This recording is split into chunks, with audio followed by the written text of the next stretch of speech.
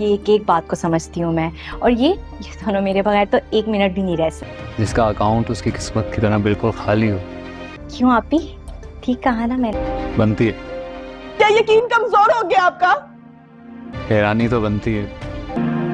ये वो बातें जिन पर कभी मैंने ये ड्रामा सीरियल मोहब्बत रेजा रेजा के आने वाले एपिसोड में आप देखेंगे कि दोस्तों सबात और ईसा के बीच में झगड़ा इतना बढ़ जाएगा कि बात तलाक तक जा पहुंचेगी। जी हाँ दोस्तों, आने वाले एपिसोड में आप देखेंगे कि सबात जैसे ईसा की मां पर बहुत ही गुस्सा होगा कि उसी की वजह से उसका बच्चा जो है वो मिसकैरेज हुआ है। तो वो अपने ही ख्यालों में पहले तो बैठी होगी, तो सामने ईसा की माँ आएगी और से कहेगी कि बस कुछ ही दिन है तुम्हारे इस घर में, फिर तो तुम ईसा की जिंदगी से निकल जाओगी। जिस पर वो उसे कहेगी कि उस दिन से डरे आंटी, जिस दिन ईसा को ये मालूम लगेगा कि आपने उससे इतनी बड़ी बात छुपाई है। और तो और वो मिसकैरेज वाला सीन भी आपने ही क्रिएट किया था।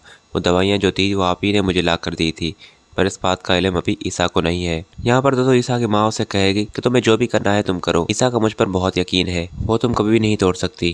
खैर दोस्तों, यहाँ पर सबात और ईसा की माँ बात कर ही रहे होंगे, तो सामने जैसे ही ईसा आएगा तो ईसा की माँ ड्रामे करने लग जाएगी। और फिर ईसा आकर उसे कहेगा कि क्या हुआ अम्मी, किस बात को लेकर आप रो रही है? तो वो उसे कहेगी कि तुम्हारी बीवी तो मेरे पीछे ही पड़ गई है बेटा, मैंने इतनी इज्जत दी इसे अपनी बेटी की तरह समझा और इतना ख्याल किया, और ये है कि ये कह रही है कि ये सब कुछ मैंने किया है, मेरा तो इस घर में जीना ही मुश्किल कर दिया है इसने बेटा। मुझे तो लगता है कि मैं तुम दोनों के बीच में आ रही हूँ, मुझे शायद इस घर से चले जाना चाहिए।